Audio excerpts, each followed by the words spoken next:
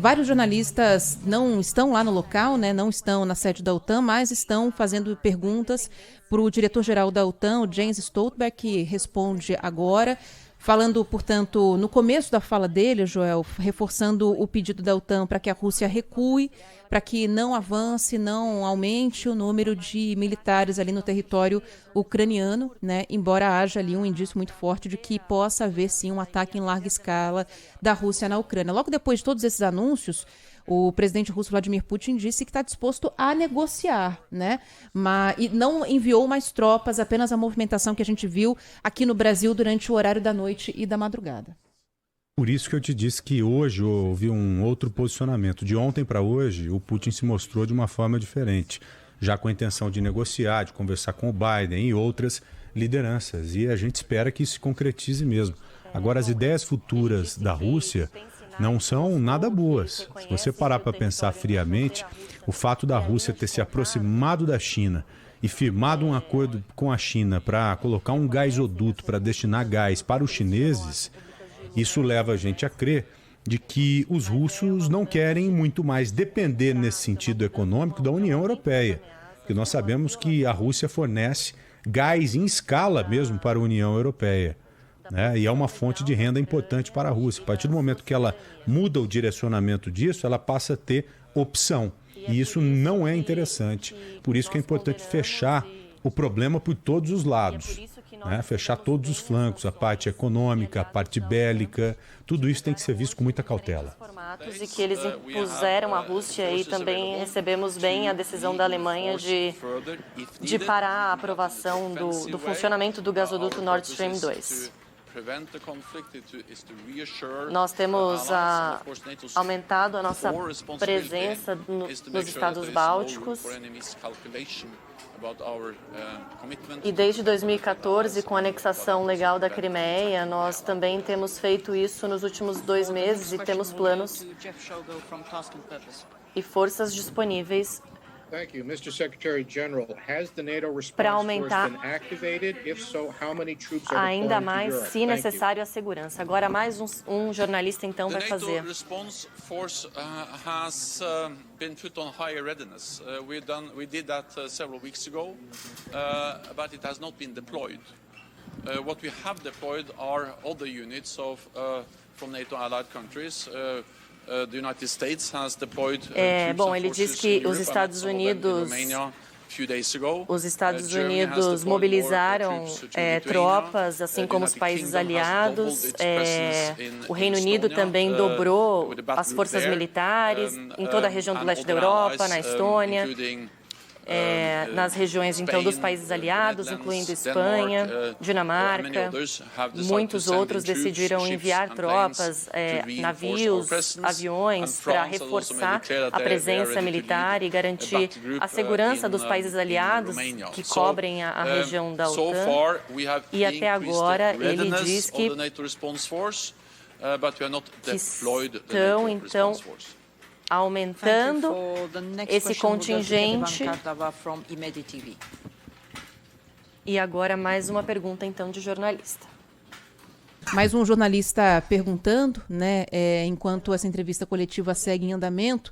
O secretário-geral da OTAN citou algumas das decisões, né, de países que foram anunciadas ainda hoje, reações, né, ao discurso de Vladimir Putin. Ele citou a Alemanha, que recebeu o apoio da OTAN na decisão que tomou de suspender a autorização para o gasoduto Nord Stream, que é da Rússia, né, ali em território russo. Portanto, uma das sanções que foram anunciadas por países europeus. O Reino Unido também impôs sanções que foram anunciadas agora há pouco pelo primeiro-ministro do país, né. O anúncio foi de medidas que atingem bancos e entidades financeiras importantes, 5 instituições financeiras importantes da Rússia no Reino Unido. É para a Rússia ou para essas regiões da Ucrânia tomadas pelos russos? Regiões tomadas pelos russos?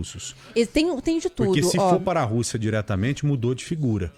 Os Estados Unidos têm anunciado medidas contra a própria Rússia também, e a Alemanha a mesma coisa. né? Há bancos russos que estão recebendo sanções, esses que eu comentei agora há pouco, do anúncio que foi feito pelo primeiro-ministro do Reino Unido, 5 bancos que receberam sanções, 5 instituições financeiras. A Alemanha suspendeu a liberação para esse gasoduto que está em território russo, inclusive, e os Estados Unidos também falou de medidas extras que serão tomadas também em relação a Moscou, além também das que já foram determinadas para a Ucrânia, para essas regiões separatistas. Então está mudando de figura, porque as restrições até então faladas eram diretamente ligadas a Donetsk e Lugansk, né? As restrições estão sendo ampliadas e direcionadas agora para Moscou mesmo, para a Rússia. É aquilo, o mundo tem um pacote de restrições e esse pacote ele vai sendo distribuído aos poucos, né, com doses homeopáticas para ver se eles conseguem de alguma forma conter o avanço dos russos. Acho que a ideia é essa, é ir soltando aos poucos para ver até onde que vai essa história aí. E eu espero que não vá muito longe. Pois é. E aí, daqui a pouquinho a gente pode até voltar com essa entrevista coletiva que segue ali na sede da OTAN, né, em Bruxelas, para conversar com alguém que está fazendo parte dessa história também. Todos nós estamos, né? Daqui a pouquinho a gente vai detalhar o impacto que tudo isso pode trazer aqui para o Brasil. Mas quem está ou em território ucraniano, como a gente vem conversando com o nosso colega Ian Boechat, a sensação é diferente. Para quem está na Rússia, a sensação também é diferente, é para lá que a gente vai agora. A gente vai para Moscou conversar com o Rodrigo Ianhes. Ele é brasileiro, vive em Moscou, é historiador, também guia turístico e topou conversar com a gente aqui na Rádio Bandeirantes para falar da experiência que ele vem tendo por lá diante de tudo isso que vem acontecendo envolvendo a Rússia também. Rodrigo, bem-vindo aqui à Rádio Bandeirantes. Uma boa tarde para você. Oi, Rodrigo. Um prazer falar com você, meu amigo. Boa tarde, boa noite aqui em Moscou. Eu agradeço muito o convite. A gente que agradece. Rodrigo, à distância, claro, nós estamos com uma visão, acho que diferente da sua, não sei, é por isso que resolvemos te acionar. Pelo que estamos percebendo, o momento está muito tenso, o mundo está tenso.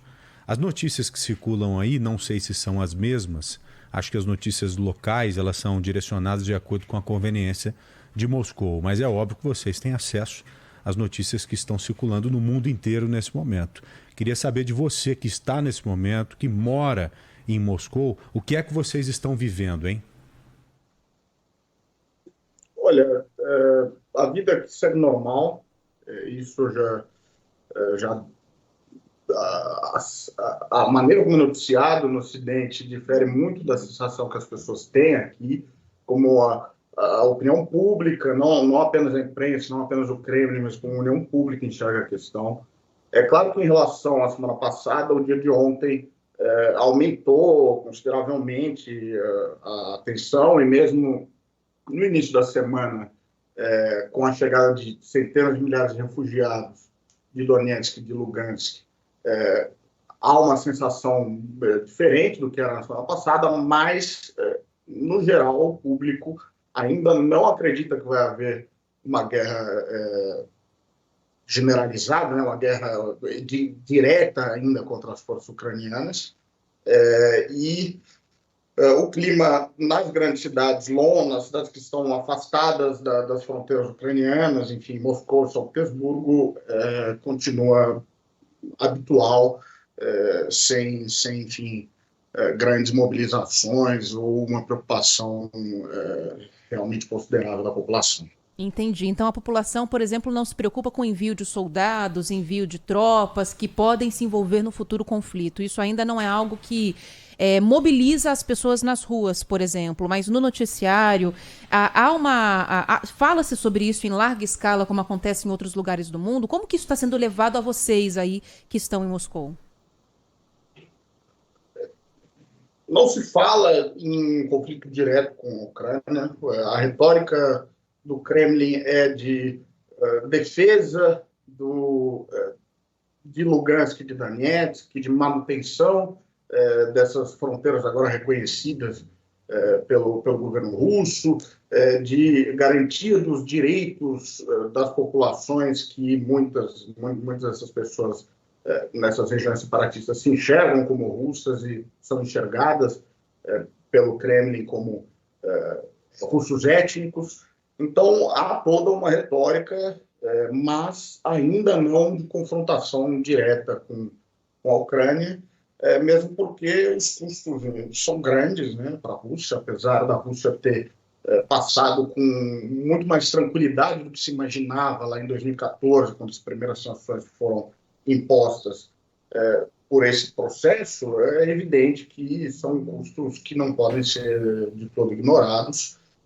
Então, por enquanto, se noticia toda a questão com uma retórica importante no sentido da defesa do que eles enxergam como cidadãos russos, mas ainda não de confrontação direta com o governo de Kiev.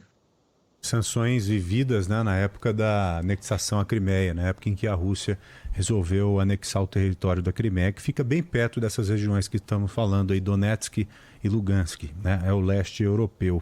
Agora, qual que é o apoio popular para isso, Rodrigo? O que é que a população pensa de uma tomada de território? Porque essa discussão, você mais do que ninguém conhece muito bem, é uma discussão histórica que vem desde o Império Russo, da União Soviética. A Rússia acredita que esses territórios, não somente da Ucrânia, mas outras áreas também, são de toda a Rússia e que deveriam ser retomados. Essa é uma ideia, pode ter certeza, que está muito clara na cabeça e na visão do Vladimir Putin e outros apoiadores. Mas como que a população apoia esse possível movimento? Acho que não há grandes mudanças em relação ao que a maioria das pessoas já acreditava antes, né? Aqueles que apoiam o Putin, e não podemos ter dúvidas de que é uma maioria do país que apoia o Putin,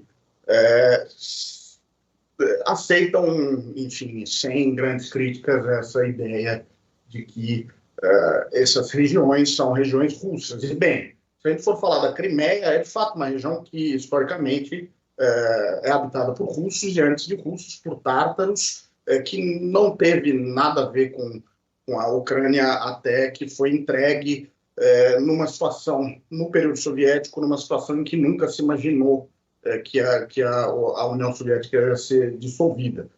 De fato, a população da Crimeia é uma população que apoiou a entrada que os russos enxergam como um retorno da Crimeia à Rússia.